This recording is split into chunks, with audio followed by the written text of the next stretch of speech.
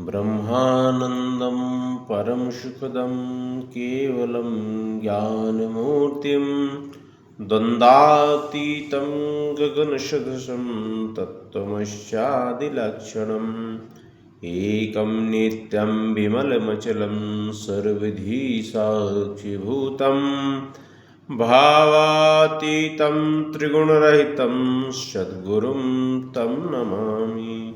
ओम श्री सद्गुरुदेव भगवान की जय।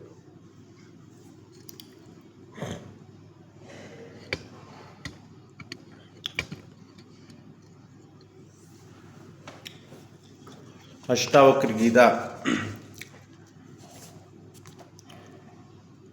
राजा जनक और अष्टावक्र के बीच का संवाद चल रहा है। प्रथम अध्याय चल रहा है इस समय।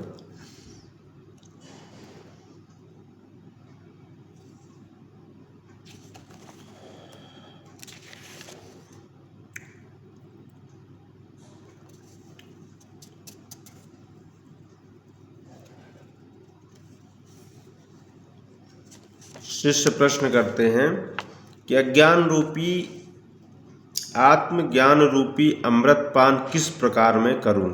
इसके पहले जो प्रसंग आया था कि यहाँ तक बंध हेतु का वर्णन किया, अब अनर्थ के हेतु का वर्णन करते हुए अनर्थ की निवृत्ति और परमानंद के उपाय का वर्णन करते हैं। मैं करता हूँ, यह अहंकार रूपी महाकाल सर्प से तू काटा हुआ है, इस कारण से मैं नहीं करता हूँ।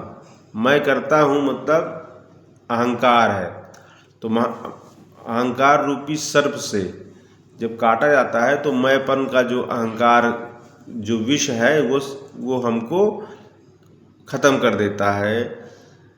हमारा आत्मज्ञान खत्म हो जाता है। हम मनुष्य जो जन्म मिला हुआ है इसका सार्थक रूप नहीं हो पाता, क्योंकि अहंकार प्रबल रहता है, जब मैंपन रहता है, मैं करता हूँ। तो इसका निवृत्ति कैसे हो? मैं नहीं करता हूँ। तो विष कैसे खत्म होता है? अमृत से। तो मैं नहीं करता हूँ, इस अमृत का तुम जब पान करोगे तो तुम सुखी हो जाओगे, अज्ञान से देहाभिमान से निवृत्त हो जाओगे, मोह से तुम दूर हो जाओगे। अब आगे प्रश्न करता है शिष्य प्रश्न करता है कि आत्मज्ञान रूपी अमृत पान किस प्रकार में करूं। ठीक है, मैं नहीं करता हूं, यह अमृत है, लेकिन उसका पान कैसे करूं? क्या विधि है उसका पान करने की? कहते हैं मैं एक हूं, अर्थात मेरे विषय सजाति विजाति भेद नहीं है और स्वभेद भी नहीं है। केवल एक विशुद्ध बोध है और प्रकाश रूप है, निश्चय रूपी अग्नि के द्वारा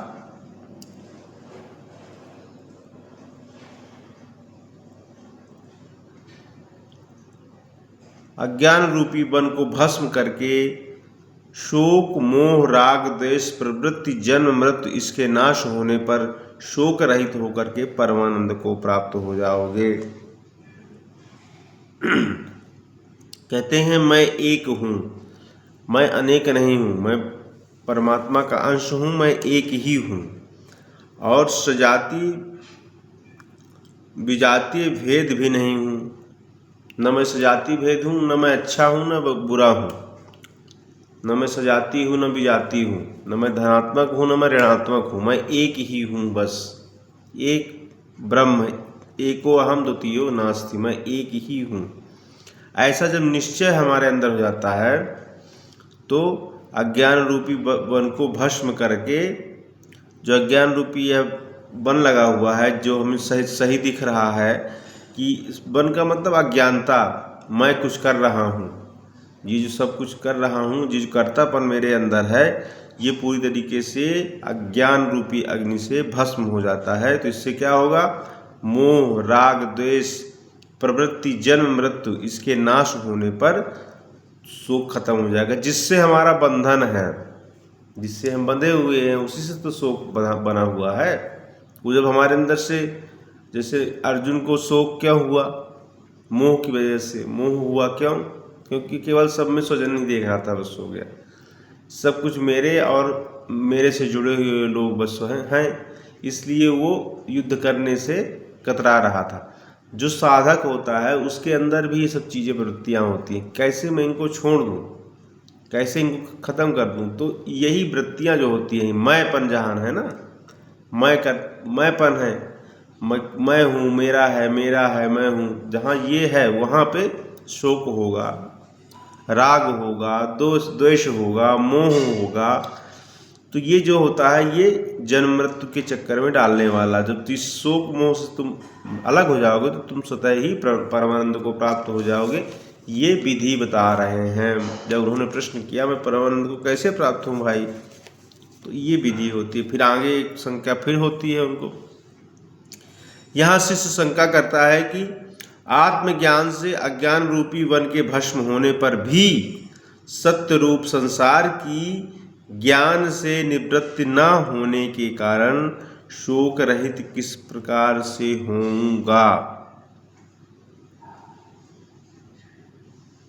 कहते हैं कि ठीक है, आत्मज्ञान हो जाएगा, आत्मज्ञान से अज्ञान रूपी वन तो भस्म हो गया, आत्मज्ञान हो गया, मैं हूँ, मैं एक हूँ, इसका आत्मज्ञान हो गया मुझको होने, भस्म होने पर भी सत्य रूप संसार की ज्ञान से निवृत्ति न होने के कारण शोक रहित किस प्रकार। लेकिन ये संसार जो सत्य रूप है भाई, एक तो अज्ञान रूप है।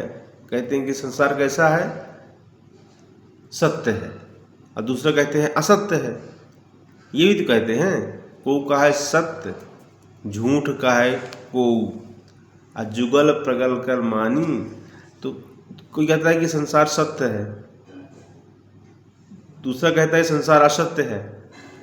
ठीक है, तो ठीक है, असत्य है तो मैंने उसको ज्ञान मुझको हो गया कि ये नश्वर है, असत्य है, तो ठीक है, ज्ञान हो गया मेरे को, तो मैं इससे निवृत्त हो गया। लेकिन ये संसार रूपी जो सत्य है, सत्य संसार का जो ज्ञान हो रहा है, दिख रहा है, इससे मैं कैसे निवृत्त हूँ। तो उसमें कहते हैं, उदाहरण देते हैं, गुरु कहते हैं, समझाते हैं कि हे शिष्य, जिस प्रकार रज्जु के विषय सर्प की प्रतीति होती है, उसी प्रकार भ्रम प्रकाश होने से निवृत्त हो जाती, उसका भ्रम प्रकाश होने से निवृत्त हो जाती। इसी प्रकार ब्रह्म के विषय में जगत की प्रतीति अज्ञान का जनत कल्पित है, ज्ञान होने पर मोह नष्ट हो जाता है। तो ज्ञान रूप चैतन्य आत्मा है, इस कारण सुखपूर्वक विचर। जिस स्वप्न में भी किसी पुरुष को सिंह मारता है तो वह बड़ा दुखी होता है, परंतु निद्रा के दूर होने पर उस कल्पित दुख का जिस प्रकार नाश हो जाता है, उसी प्रकार तू ज्ञान से अज्ञान का नाश करके सुखी हो। तो उन्होंने कहा कि भाई, जिस प्रकार से एक सर्प वो होती है ना, रस्सी अगर अंधेरे में पड़ी हुई हो तो भ्रमवश सर्प दिखता है, दिखता कि नहीं दिखता। ऐसे ही संसार है, तुम सत्य मान रखे हो इसलिए सत्य तुमको दिख रहा है। जैसे अज्ञान की वजह से वह रस्सी अंधेरे में सर्प दिख रही है, लेकिन जैसे ही प्रकाश हमने बटन दबाया, प्रकाश आया, दिख गया कि अरे तो रस्सी है, सांप नहीं है, हम भ्रम की वजह से मान रखे थे। तो अज्ञान से ज्ञान हुआ तो अज्ञान खत्म हो गया, क्या, मोह राग द्वेष ये खत्म हो गया। ठीक है, और जब ब्रह्मानंद ब्रह्म ज्ञान अपने अंदर आया, हम चैतन्यता रूपी लाइट बटन दब गई अपने अंदर, भगवान का प्रकाश से अंदर प्रकाशित हो गया, तो ये जो संसार सही दिख रहा था रस्सी के समान, ये भी भ्रम खत्म हो गया। तो दोनों चीज़ें खत्म हो गई कि नहीं, दोनों चीज़ें हम जान गए, निवृत्त दोनों चीज़ें से हो गए। एक तो अपने आप से जान रहे थे, जो हम अपने जो अज्ञानता की वजह से कि ये मेरा, ये मोह है, ये राग है, द्वेष है, तो वो तो ठीक है, हम जान गए कि हम ये नहीं हैं, तो ये हमारे बंधन नहीं है, ज्ञान हो गया इस चीज़ का, ज्ञान का। और संसार जो ये भ्रम है, ये प्रकाश जब अपने अंदर ज्ञान प्रकाश आएगा तो ये संसार का भ्रम रूपी ये रज्जु है, ये भी खत्म हो जाएगा। तो इसमें ये उदाहरण दिया था रज्जु, ये सर्प में रज्जु का जो भान होता है, इसका उदाहरण दिया गया। एक और उदाहरण दिया कि जिस प्रकार से स्वप्न में हम अगर सिंह को देखें, शेर देखें, तो वो हमको खा रहा है तो वहाँ भी भय होता है कि नहीं होता? भाई कोई स्वप्न में सो रहे हैं लेकिन ऐसा कोई स्वप्न आता है तो हमको भय होता है कि मान लो शेर हमको पीछा किए है तो हमको भय लगेगा कि हम डरते हैं। लेकिन अगर निद्रा से जग जाए, है ना, हम जग जाए अचानक से, अरे कुछ था ही नहीं, वो तो हमारा भ्रम था, हम सो रहे थे, स्वप्न में थे, तो भ्रम बस हम जो है उसको सही मान रखे थे, तो इसलिए हम भयभीत हो रहे थे। लेकिन जैसे ही निद्रा हमारी खुल गई वैसे ही भ्रम दूर हो गया, खत्म हो गया। ऐसे ही जो मोह संसार में हम विचर रहे हैं, मोह रूपी संसार में रस्सी के समान या कि स्वप्न के समान, स्वप्न जो संसार है स्वप्न स्वरूप है, इसको हम सही मान लिए हैं। स्वप्न स्वरूप है कि नहीं भाई? एक दीर्घ स्वप्न कह सकते हैं। जब तक हम आत्मज्ञान में हम जग जाएंगे तो फिर जग जाएंगे कि हाँ, ये वास्तव में ये परिवर्तनशील है। स्वप्न का मतलब झूठा, परिवर्तनशील। ऐसे संसार भी है, परिवर्तनशील है कि नहीं है? हमेशा बदलता रहता है। अगर परिवर्तनशील ना होता तो जो परिवर्तनशील है, बदलने वाला है, वो तो असत्य कहा जाएगा। आज जो है वो सब खत्म हो जाना है आगे, आज जो हमको दिख रहा है ये सब बदल जाएगा, तो असत्य है। तो इसी प्रकार से जो तुम्हारा जो चेतन आत्म रूप है, अगर ये तुम अपने आप में जग जाओ, अपने आप की निद्रा को दूर कर दो, आत्मज्ञान में जग जाओगे, प्रकाश स्वरूप हो जाओगे, तो स्वतः ही ये संसार का जो भान है, रस्सी का जो भान है, उससे तुम निवृत्त हो जाओगे। फिर आगे एक और प्रश्न करते हैं, क्या करते हैं कि हे गुरु, दुख रूप जगत अज्ञान से प्रतीत होता है और ज्ञान से उसका नाश हो जाता है, ठीक, परंतु सुख किस प्रकार प्राप्त होता है? तब गुरु समाधान करते हैं कि हे शिष्य, दुख रूपी संसार के नाश होने पर आत्मा स्वभाव से ही आनंद रूप हो जाती है। मनुष्य लोक से तथा देवलोक से आत्मा का आनंद परम उत्कृष्ट और अत्यंत अधिक है। श्रुति में भी कहा गया है, एतस्यैवा आनंद व्यापी भूतानि मात्रामुपजीवन्ति इति। कहा गया है कि दुख रूपी संसार है, ये जब नाश हो जाता है तो हम आत्मानंद के, परमानंद के स्वरूप में स्थित हो जाते हैं।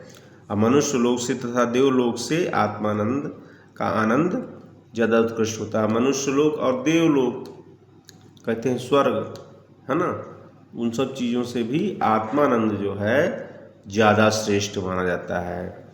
मनुष्य मतलब दुखी, मनुष्य मतलब दुखी, हमेशा दुखी रहता है कि अरे ऐसा हो गया। देवता मतलब सुखी, सब ऐश्वर्य भोग देवता, उनके पास दुख का कोई नहीं रहता। तो दुखी और सुखी दोनों हैं, लेकिन जो आनंद में है, जो अपने आत्मानंद में जग गया, वो वास्तव में आनंद में है। देवता भी सुखी तक है, बस हो गया, आनंद तक नहीं है। तो जो मनुष्य है जब उसमें जग जाता है उस ब्रह्मानंद में, आत्मानंद में, तो परमानंद में स्थित हो जाता है।